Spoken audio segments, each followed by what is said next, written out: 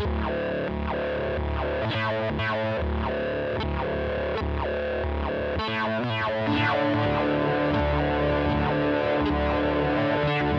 y'all, welcome back to Raised on Fiction. This is Mark here. Oh my god, good to be back. Took a little bit of a break. No reason in particular. Just felt like taking a little bit of time off. I have a lot of stuff going on in my personal life, so wasn't a lot of time to crunch some videos over the last month or so. But we're back, and in about a few weeks, my schedule is going to clear up even more. So I know I'm going to have more time for doing more stuff coming up, but I felt like I wanted to get back here and make another video. I got some unfinished business to wrap up from the last video I made, and I've got a bunch of stuff stacked up here that, we got to discuss it eventually, or else the timeliness is just going to be completely irrelevant. So we're going to start off with all the Vinegar Syndrome stuff that I picked up last time. I have had a chance to watch the majority of it, so I'm going to give you my thoughts. And this is the root of why I sort of didn't do the video right away last time, is there was a few items that were right on the edge of being sold out or out of print, and I wanted to make the video and discuss them so that you'd have some sort of edge. You might be able to pick them up if there was any interest, but they went so fast, and then my immediacy sort of went out the window. So, whatever. I'm not going to make excuses. I took a month or so off, but we're back, and we're going to start off with all the Vinegar Syndrome stuff. The out-of-print stuff, this one particular item remains. Unfortunately, it's kind of the weakest one out of the bunch, and the only thing that's really great about it is complete vanity. So I'm talking about this release here, the First VCR. Okay, now this is actually two documentaries. One's about the First VCR, and then one's about higher fidelity magnetic tape when that was invented with cassettes. Okay, so you got two documentaries here. I think you can probably tell right away what the best thing about this release is going to be, and that's the awesome slipcover. You got VHS tape on one side and the cassette tape on the other, and the sides are both labeled like a bootleg tape would be, so complete vanity. I purchased this because the documentaries actually seemed interesting for a physical media collector, and the slipcover is just sick. Limited to 1,000 units. They still have 100 or so left, so this is still around. I don't think it'll last too much longer. There's been a Vinegar Syndrome partner release sale since the last video I made. I know that there was an N64 documentary released in that same time frame. That one sold out right away too. I think it was the same deal. There was like 1,500, maybe 1,000 of the slipcover, and the slipcover is a mock-up of what an N64 box would look like. But that one sold out even faster than this. That documentary sounds cool, and I still might have interest in picking it up, but I'm really bummed I did not snag it when the slip was available. This, I wish I could really recommend it. If we take the slip off, here's the just art on the Amaray case. Pretty slim pickings for what's inside. There's, I think, there's like trailers and just some nonsense. Of the two documentaries, I actually liked the cassette one a little more. It was more interesting. If you notice, like, they present it with the VCR one first and the cassettes first, but I think if you go into the disc, the cassette documentary is first and the VCR one is second. And I'm positive that's on purpose because it's just, this one's way more well produced. The VCR doc has some interesting moments, but about halfway through, and especially in the last chunk, the narrator is just recycling and like saying the same thing over and over. And they do a bit of that in this one too. But it happens, like, they're just stretching the material hardcore on this, and it gets to the point where you get frustrated when he repeats the same thing about how this machine was made, and it's like, it sounds like a fifth grader who's stretching their crappy oral presentation to the time limit that was asked for by the teacher, and they're just shy. They've got like half the time, and they're just going on. Anyway, it's awful. Although there is some merit to it, but yeah, the this VCR doc is frustrating. It's as frustrating as it is to listen to me try to get my thoughts out on it, okay? That being said, if you're a hardcore physical media collector and you're a hardcore Vinegar Syndrome person, this was limited to 1,000 units, and it hasn't sold out yet, which is a little weird to me, especially considering how cool it is. But, again, I can't sit here and really recommend the doc. They're not amazing.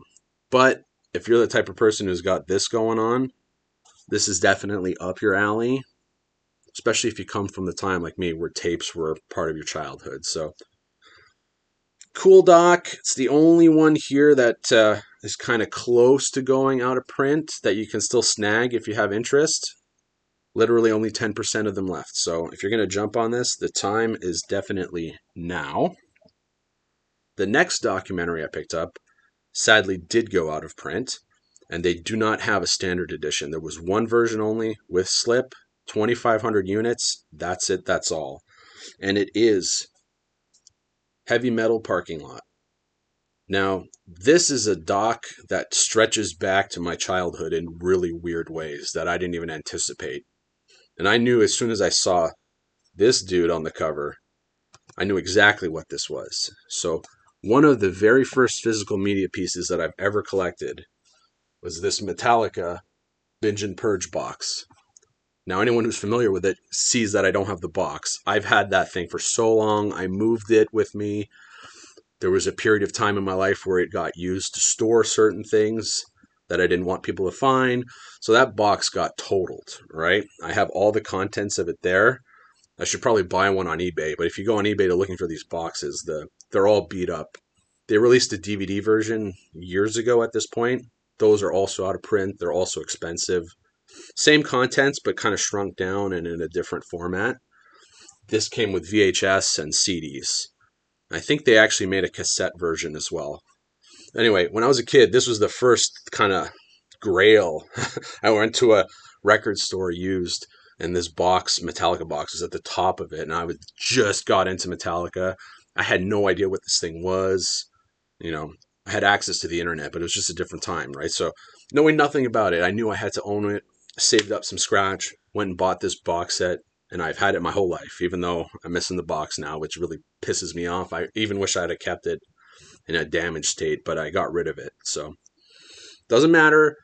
But at the beginning of this concert, on the first tape, San Diego 1, there is a 20-minute Metalli movie, which opens up the concert.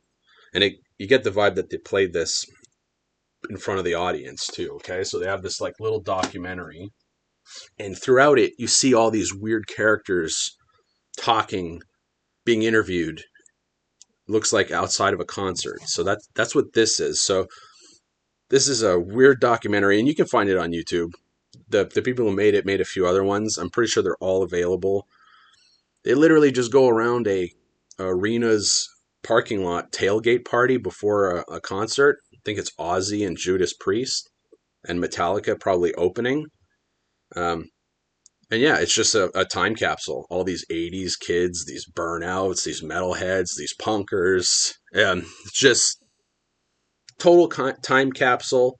There's other ones on here too. There's like a Harry Potter one.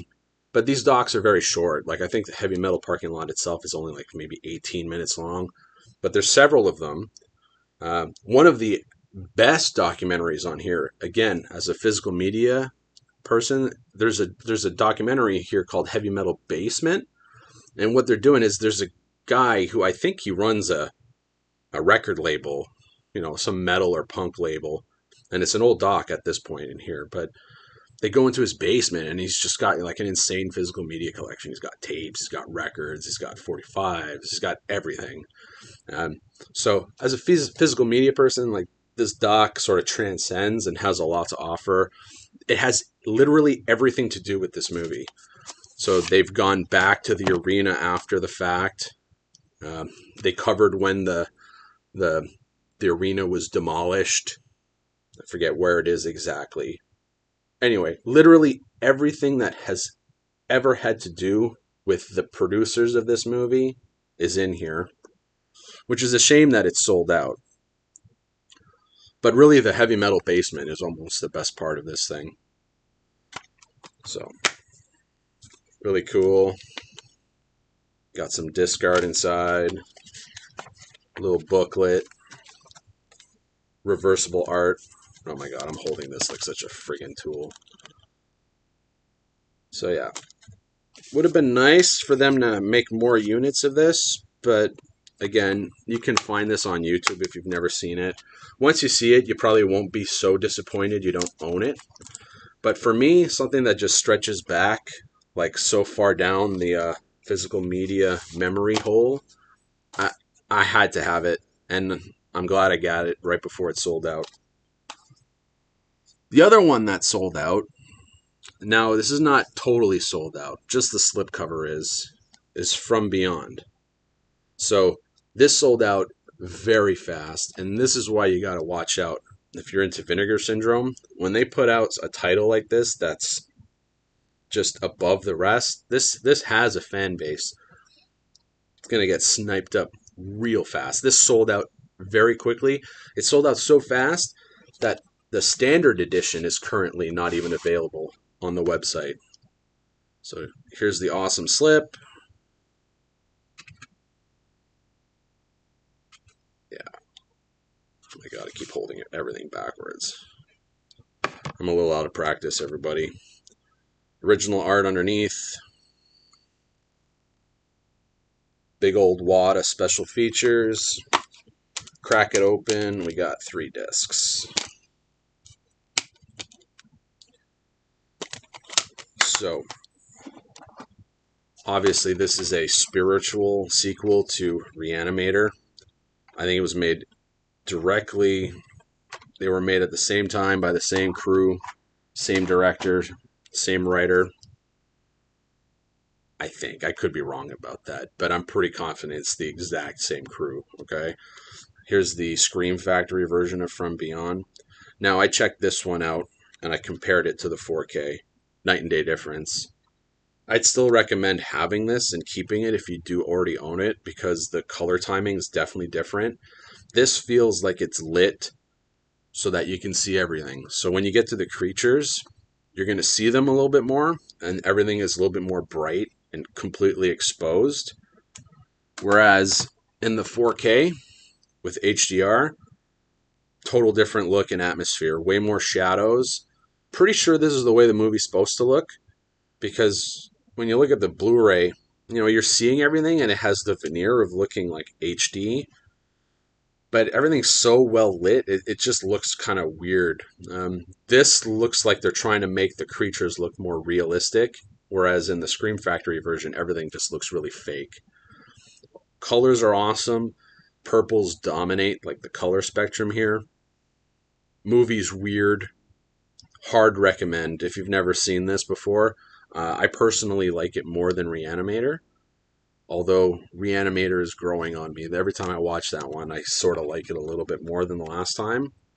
Whereas I feel like I'm chasing how much I loved this one the first time I watched it. So there might come a point in my life where they cross paths. But I'm just glad I picked this up right away. Didn't dilly-dally. Got the slip. Lots of people are pissed off that they didn't do the same. Sometimes it's just not worth waiting for the sale to save like $5. Other one I got here is Sidekicks. So this was the big release when this batch came out. It's the VSU, obviously, with the magnet. I showed this off a little bit last time. So everything about the box is awesome. Open it up. Got a lot of beautiful American swag. Awesome slipcover. I'll show the rest of the box. So underneath you got this going on.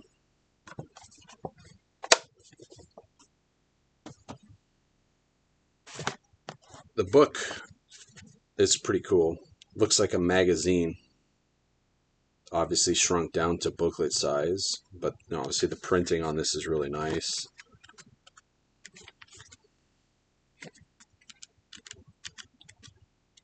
A little bit of write-up, lots of nice photography.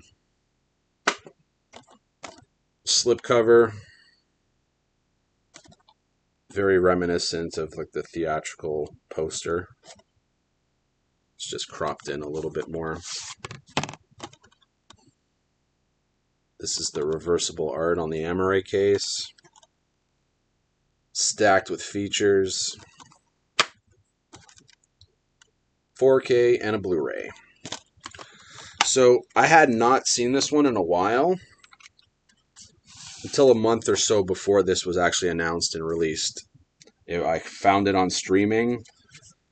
People were sort of rumoring this movie to be coming out, so I wanted to check it out before whatever version was going to get announced came out. I watched the movie.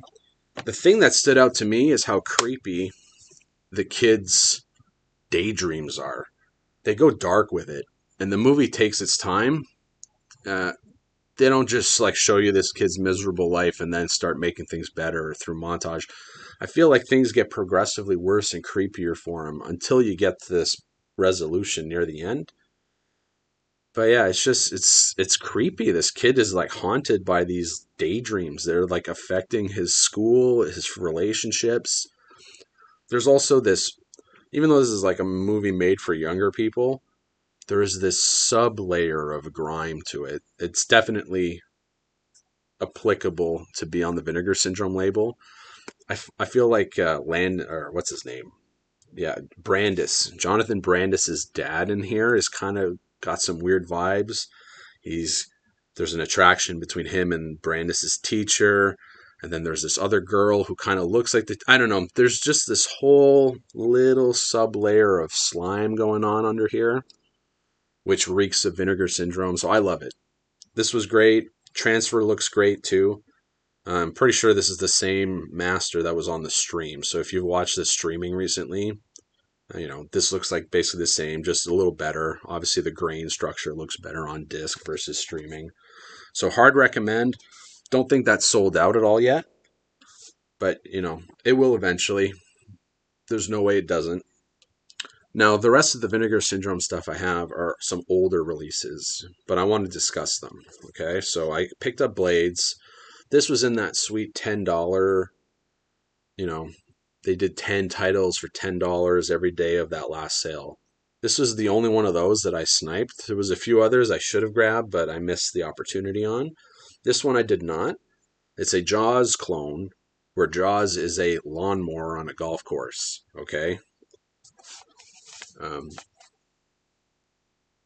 There is no better way to summarize it than that. This is literally a Jaws clone. Every dynamic, everything is recreated. If you're a fan of Jaws, I think you'll like this. Just to spot the references. There's little things where you'll see characters standing a certain way. And when I watch this movie, my wife is one of the few people who is not a fan of Jaws. So she was questioning why these characters were standing, looking this certain way into the camera. And I'm like, that's a reference to Jaws. That's how like the guards were standing when they're looking out for the shark when everyone's in the beach on the 4th of July. So it's just stacked with references. It's goofy. I feel like I lucked out getting this at the $10 price point with the slip. It was just perfect.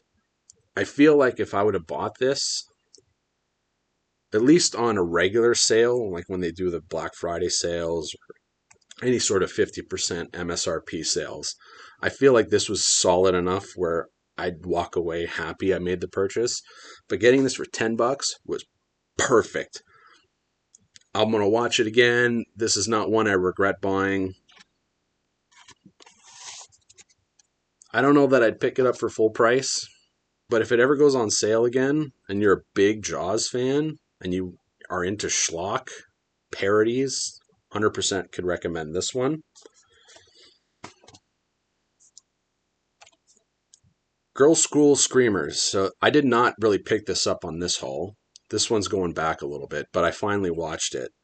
I picked this up because I stumbled upon the trailer on some sort of horror trailer marathon. The trailer looked interesting. I knew the title was available here. This went up for the $10 sale. I had previously bought this, so I'm really bummed about that. If I would have got this for $10, I'd be much happier. The movie actually has like a decent opening scene. And finally, by the end, something happens and it's not bad. But this movie has a dry spell in the middle. It takes its time, too much time. And it was strangely captivating, though. I was watching it and I wasn't bored, but I could feel my wife get bored. And I could acknowledge that there was just not enough going on. But there was something to the atmosphere. But it's definitely not really well made. There's some holes here. There's some good scenes. Here's the back. Pretty cool art, which is usually the case for these old movies. You know, they wowed you with the cover, got your money, and then sent you packing. Definitely do not buy this at full price. It's been out for a long time and it's still available with a slip for a reason. It's not a great movie. This is one of those ones where I watched it and unlike Blades, I felt like, okay, maybe you shouldn't have bought that one. And it's one of the releases that makes me question how much blind buying I should do with Vinegar Syndrome. I'm going to keep it. Basically, my intentions are to wait until this goes out of print and then maybe flip it in the far future. Not terrible, but yeah, there's just too much not happening in it.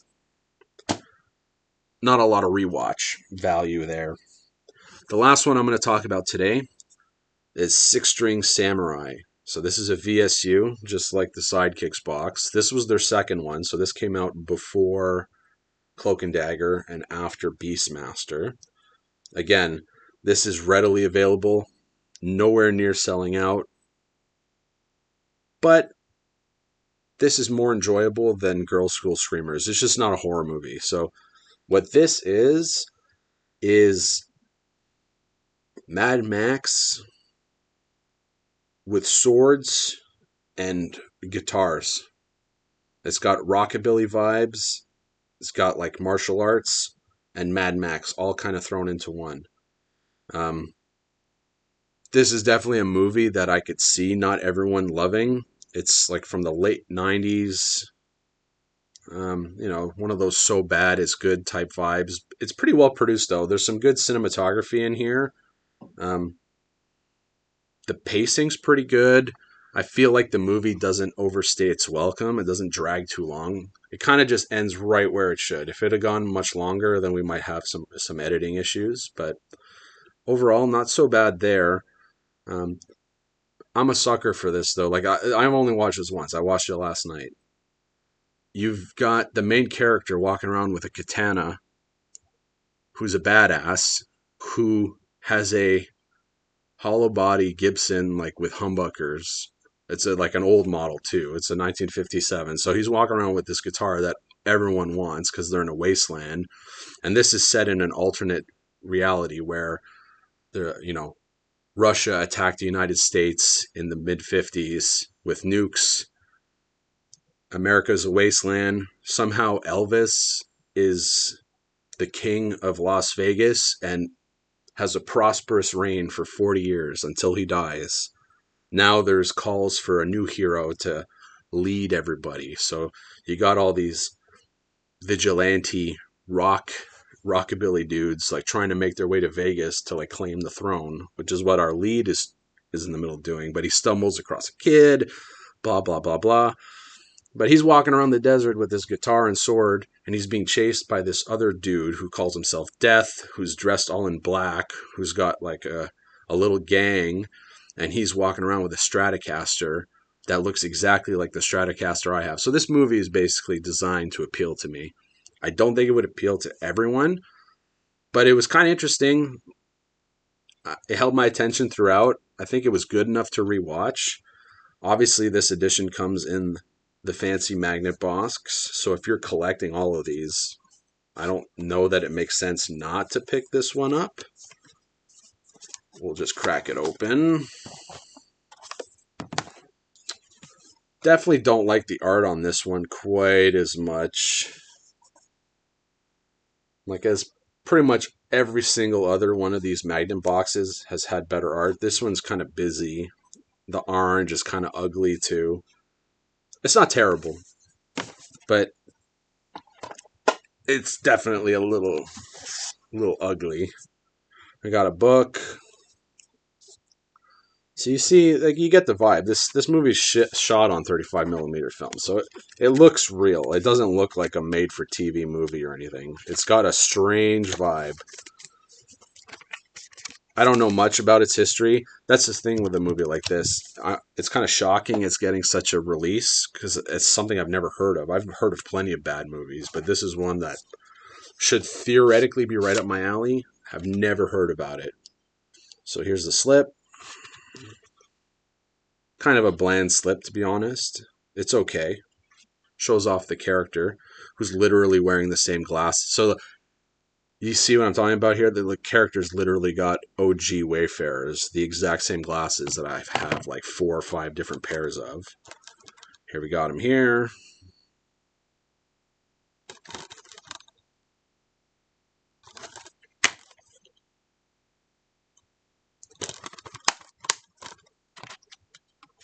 Again, if you're collecting the VSU boxes and you've slept on this one, if you're into music, guitar, martial arts, I think there's enough here for you to digest.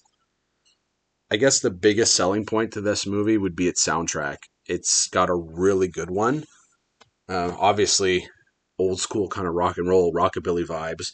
But the soundtrack, you've got it basically throughout the film, and it's varied enough within its own genre where it doesn't sound like they're playing the same song all the time. There's a band that is featured in it, and they're the ones doing the music throughout. So the music was definitely the highlight. If you're into schlock martial arts and guitar, check out Six String Samurai.